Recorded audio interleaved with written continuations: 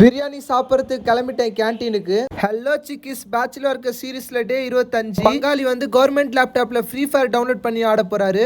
இது என்ன பிரமாதம்? இது விட பெசலைட் ஒண்ணு இருக்கு. கூவுடா. சொன்ன மாதிரியே கேமை டவுன்லோட் பண்ணி மேட்சை ஸ்டார்ட் பண்ணிட்டாரு. எவ்வளவு ஸ்மூத்தா போகுது அப்பா லேப்டாப்ல ஃப்ரீ ஃபயர். என்னங்க எனக்கு ஒண்ணுமே புரியல. அதுதானப்பா எனக்கும் புரியல.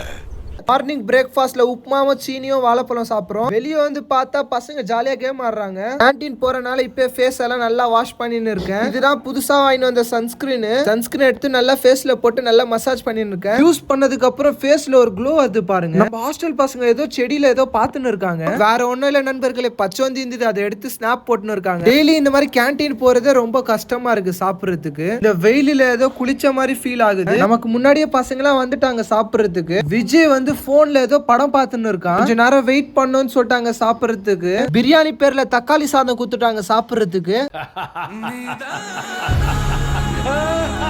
தக்காளி சாப்பிட்டதை டைஜஸ்ட் பண்ணனால ஒரு ஜூஸ் குடிச்சோம். இப்போதான் எங்களுக்கு நல்ல சோறு கிடைக்கும்னு தெரியாம முழிச்சுன்னு இருக்கும். அழகா இருந்த மரத்தை நல்ல ஒரு ஷேப் கொடுத்துருக்காங்க. மரத்துல ஏதோ சாப்பிடுற பொருள் இருக்கு போல, அதெல்லாம் புடுங்கி சாப்பிட்டு இருக்காங்க. நம்மளும் ஒரு ரீல்ஸ் எடுக்கணும்னு சொல்லிட்டு கிளம்பிட்டோம் காலேஜ் போறதுக்கு. நம்ம விஜய் வந்து பயங்கரமா நின்று போஸ்ட் குத்துன்னு இருக்காரு. அப்படியே நம்ம அண்ணனுக்கு என்ன கண்டென்ட் கொஞ்சம் கொஞ்சமா அண்டர்ஸ்டாண்ட் பண்ண வச்சுன்னு இருக்கோம். ரீல்ஸ் எல்லாம் எடுத்து முடிச்சுட்டு கிளம்பிட்டோம் ஹாஸ்டல் போறதுக்கு. என்னையா சோறு இது, ஒண்ணுமே புரியல. மீண்டும் அடுத்த vlog பார்க்க நம்ம அக்கௌண்ட் ஃபாலோ பண்ணுங்க. டாடா.